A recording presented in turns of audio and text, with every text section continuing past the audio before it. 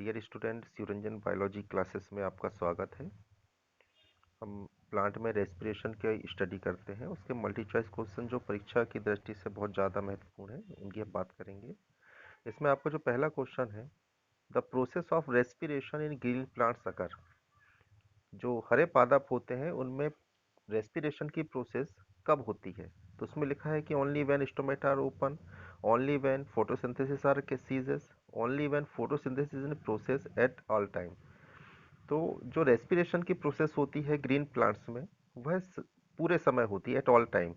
इसमें जब plant respiration करते हैं तो हम जानते हैं कि फोटोसिंथेसिस के दौरान यह अपना बाय प्रोडक्ट ऑक्सीजन रिलीज करते हैं, और रेस्पिरेशन के दौरान वह ऑक्सीजन को लेते हैं, जो कि कंटिन्यूस प्रोसेस है। इसका जो रेशियो है वो 10:1 है, मतलब कि 10 ऑक्सीजन के मॉलिक्यूल ये निकालते हैं बाय प्रोडक्ट के रूप में, और उसी में से एक ऑक्सीजन के मॉलिक्यूल को यह रेस्पिरेशन के रूप में यूटिलाइज करते हैं। तो इसका जो हम आंसर देखेंगे स्टूडेंट्स, वो क्या रहेगा? All the time.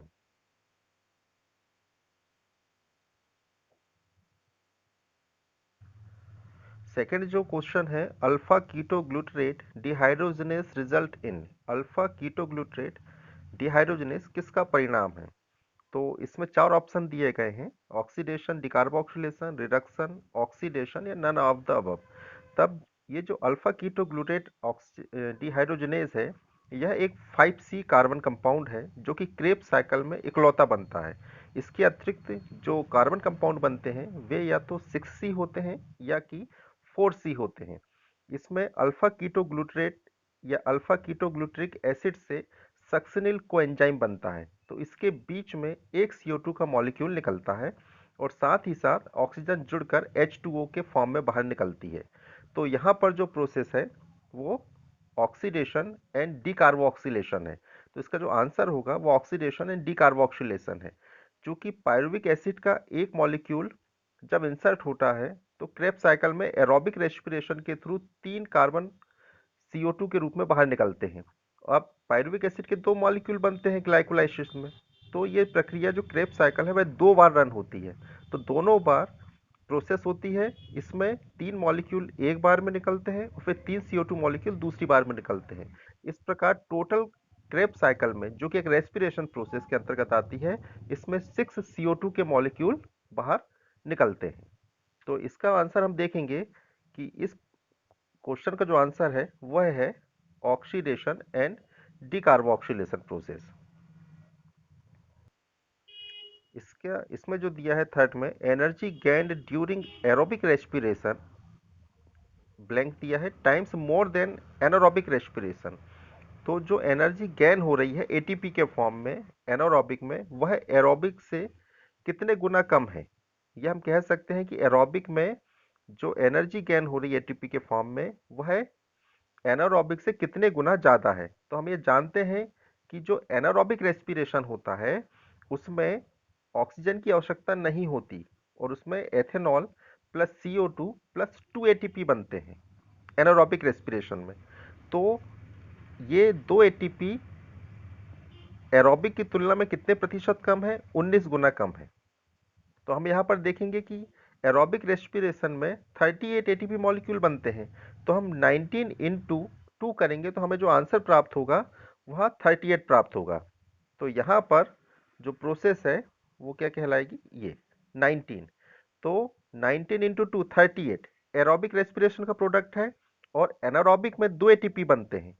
तो यहाँ पर 2 इंटू 19 करेंगे तो ये 19 टाइम्स मोर है एरोबिक में। Next, glycolysis also known as. Glycolysis का दूसरा नाम क्या है? तो इसमें जो चार ऑप्शन दिए हैं उसमें इसका आंसर है EMP पाथवे। ई से एम्बेडेन, एम से मेयर ऑफ, और पी से पारनास। ये 3 साइंटिस्ट थे जिन्होंने साइटोप्लाज्म में ग्लाइकोलाइसिस प्रोसेस को सर्च किया था, खोजा था। यह ग्लाइकोलाइसिस जो प्रोसेस होती है यह एरोबिक भी और एनारोबिक दोनों मीडियम में समान रूप से रन करती है। और उसके बाद जब पायरुविक एसिड ग्लाइकोलाइसिस का जो अंतिम प्रोडक्ट है, जो ग्लूकोज से पायरुविक एसिड बना है, उसके बाद यह डिटर्मिनेशन होता है कि यह प्रोसेस एरोबिक में जाएगी या कि एनारोबिक में जाएगी। अगर यह एरोबिक में जाएगी तो यह क्रेब्स साइकिल से होते हुए इलेक्ट्रॉन ट्रांसपोर्ट सिस्टम के थ्रू एनर्जी का प्रोडक्शन करेगी एटीपी के फॉर्म में। किंतु अगर मान लीजिए कि यह एनारोबिक में चली गई, पायरुविक एसिड से एनारोबिक में प्रोसेस हो गए, तो यह प्लांट में 2 स्टेप्स में प्रोसेस कंप्लीट करती है और एथेनॉल का फॉर्मेशन करती है, जबकि यह एनिमल्स में 1 स्टेप प्रोसेस है और लैक्टिक एसिड का फॉर्मेशन करती है, जिससे इंसान में थकान या फटीग होती है। तो जो हम इसका आंसर देख रहे हैं वो क्या रहेगा? ईएमपी।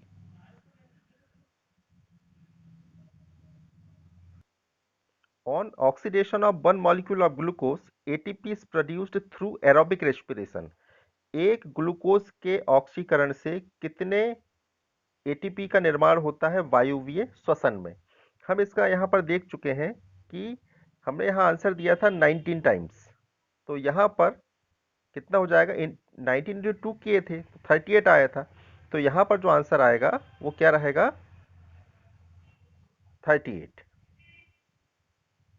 इसका जो आंसर है वो क्या जाएगा? 38 आ जाएगा। नेक्स्ट है, protons accumulate on the mitochondria in mitochondria. तो प्रोटॉन्स जो होते हैं, प्रोटॉन किसे कहा जाता है? H प्लस आयंस को। तो यह प्रोटॉन का जो सांद्रण है वह माइटोकॉन्ड्रिया की इनर और आउटर मेम्ब्रेन के बीच में जो स्पेस होता है, जिसे पेरी माइटोकॉन्ड्रियल स्पेस कहा जाता है, वहां पर होता है। क्लोरोप्लास्ट और माइटोकॉन्ड्रिया प्लस न्यूक्लियस ऐसे 3 सेल ऑर्गेनेल हैं जो कि डबल मेम्ब्रेनस होते हैं। इसके अतिरिक्त जो भी सेल ऑर्गेनल प्लांट में देखने को मिलते हैं, एनिमल सेल्स में देखने को मिलते हैं, वह सिंगल मेम्ब्रेनस होते हैं या ए मेम्ब्रेनस होते हैं, जैसे कि राइबोसोम्स, माइक्रोबॉडीज। तो यहाँ पर हम ये देख रहे हैं कि जो हम एनिमल सेल की बात करेंगे तो हम उसमें क्लोरोप्लास्ट को मेंशन नहीं करेंगे, किंतु प्लांट सेल में जब हम बात कर रहे हैं तो हम माइटोकॉन्ड्रिया, क्लोरोप्लास्ट और न्यूक्लियस, इन तीनों सेल ऑर्गेनेल को मेंशन करेंगे। तो जो इसका आंसर हो जाएगा वो क्या हो जाएगा? Intermembranous space. तो प्रोटॉन का एक्यूमुलेशन कहाँ हो रहा है? Inter oxidative phosphorylation usually refers to, जो ऑक्सीकारक फास्फेटीकरण है उसका सामान्यतः संदर्भ होता है। इसका जो आंसर है वह आएगा citric acid cycle production of ATP. क्योंकि हमें जान रहे हैं कि जब ग्लूकोज से पायरुविक एसिड ग्लाइकोलाइसिस के थ्रू बनते हैं, जो कि एरोबिक और एनारोबिक में समान रूप से रन हो रही है, यह जो साइकिल है इस पर एरोबिक और एनारोबिक किसी भी प्रकार के मीडियम का फर्क नहीं पड़ता है। जब यह माइटोकॉन्ड्रिया में इंटर करने को होती है तो हम उसे कहते हैं oxidative phosphorylation.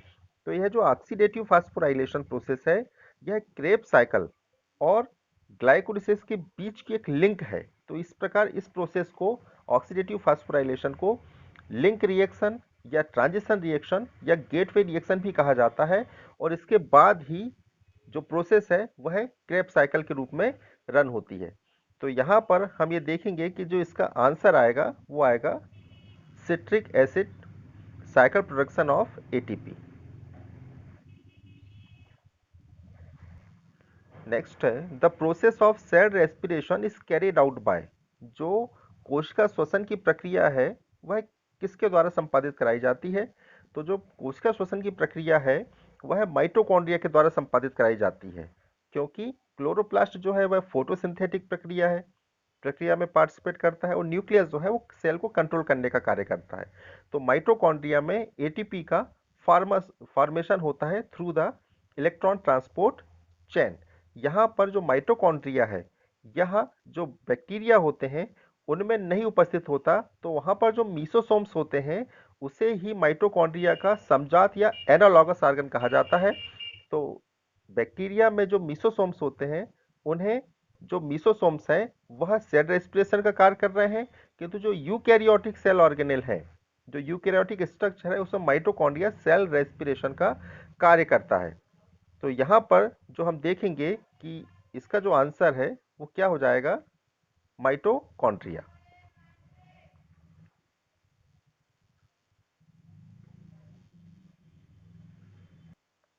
An important product of the Krebs cycle is. Krebs cycle का महत्वपूर्ण उत्पाद क्या है? तो जो क्रेब साइकिल होती है वह जो क्रिस्टी होते हैं, माइटोकॉन्ड्रिया के क्रिस्टी होते हैं, उसमें यह इलेक्ट्रॉन ट्रांसपोर्ट सिस्टम रन होती है। तो उसका जो कॉम्प्लेक्स 4 है, वहां पर वायुमंडलीय ऑक्सीजन प्रोटॉन से मिलकर, 2 प्रोटॉन से मिलकर H2O का फॉर्मेशन करती है। तो जो इसका आंसर हो जाएगा वह क्या हो जाएगा कि वाटर। इसका महत्वपूर्ण इंपॉर्टेंट प्रोडक्ट क्या है? वाटर है। Acetyl coenzyme forms a 6C compound after combining with. Acetyl coenzyme किसके साथ मिलकर 6C यौगिक का निर्माण करता है? इसका ऑक्सीजन दिया हुआ है, जिसमें कार्बन कंपाउंड हम नहीं देख पा रहे हैं। पायरुविक एसिड, हम ये जानते हैं कि पायरुविक एसिड ग्लूकोज के ग्लाइकोलिसिस प्रोसेस के थ्रू बनती है। तो ग्लूकोज C6H12O6 कंपाउंड है, तो यह दो पायरुविक एसिड के मॉलिक्यूल बनाता है। तो ये जो C3 दो पार्ट में बट गए, तो पायरुविक एसिड एक 3C कंपाउंड है, जबकि सिट्रिक एसिड की हम बात करें जो सी नंबर पर है, वह ऑलरेडी 6C कंपाउंड है। अगर वह एसिटिल के साथ मिल जाएगा तो 8C कंपाउंड बन जाएगा, जो कि संभव अभी है, इसमें नहीं दिख रहा। अब बात करते हैं ऑक्सुलोएसिटिक एसिड की। तो ऑक्सुलोएसिटिक एसिड जो है वह 4C कंपाउंड है। तो यह 4C कंपाउंड जब एसिटिल कोएंजाइम से मिलेगा तो यह कितने बना लेगा? 6C बना लेगा। तो इसका जो आंसर आएगा वो आएगा ऑक्सुलोएसिटिक एसिड। ये देखिए, हम इसी की बात कर रहे थे। In glycolysis glucose splits on two compound which are, चूंकि ग्लूकोज C6H12O6 है, तब यह ग्लाइकोलिसिस प्रोसेस के थ्रू, जो कि पहले भी बताया जा चुका है कि एरोबिक भी है, साथ ही साथ एनारोबिक भी है। जब यह दो मॉलिक्यूल बनाता है तो वह तीन तीन में बढ़ जाते हैं। C6H12O6, तो यह बना लेगा C3H6O3, C3H6O3। तो यह पायरुविक एसिड का फार्मूला है। तो यहां पर जो आंसर आएगा वह 3C कंपाउंड है। वह respiratory quotient of carbohydrates, carbohydrate का श्वसन गुणांक कितना है? तो हम ये देखेंगे कि ये जो कार्बोहाइड्रेट है, ये फोटोसिंथेसिस की प्रोसेस के थ्रू बन रहे हैं। इसमें जो प्रोसेस है 6CO2 plus 12H2O in presence of sunlight and chlorophyll, they form C6H12O6 plus 6O2 plus water molecule. तो हम ये देख रहे हैं कि 6CO2 लग रही है तो 6O2 बाहर निकल रहे हैं। उस स्थिति में 6 डिवाइड बाय 6, तो इसका आंसर क्या जाएगा? 1। तो यहां पर हम ये देख रहे हैं कि इसका जो श्वसन गुणांक होता है वह कितना है? 1।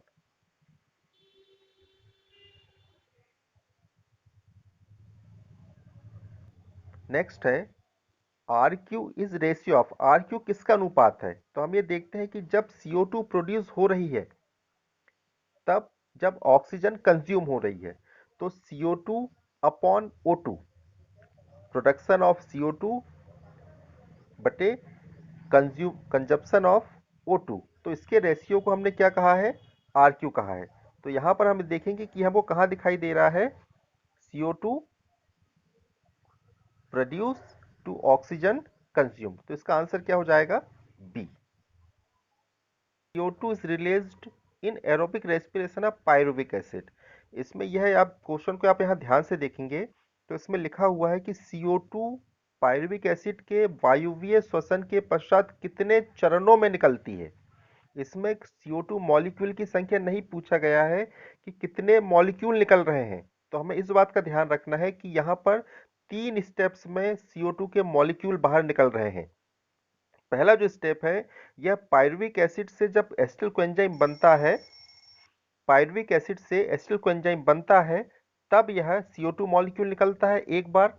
दूसरी बार में जब ऑक्सलोसक्सनिक एसिड से अल्फा कीटोग्लूटेरिक एसिड निकलता है, तब दूसरा CO2 मॉलिक्यूल निकलता है। और तीसरा जो प्रोसेस है, वह तीसरा जो स्टेप्स है, उसमें अल्फा कीटोग्लूटेरिक एसिड से जब सक्सिनल कोएंजाइम बनता है, उस स्थिति में डीकार्बोक्सिलेशन के थ्रू यह CO2 मॉलिक्यूल निकलता है। तो यहाँ पर 3 चरणों में यह प्रोसेस हो रही है। तो इसका आंसर आ जाएगा 3। किंतु अगर यह उस समय पूछता how many CO2 molecule are produced, तो हम ही लिख देते कि एक मॉलिक्यूल जो पायरुविक एसिड का है उससे 3 CO2 मॉलिक्यूल निकलते हैं।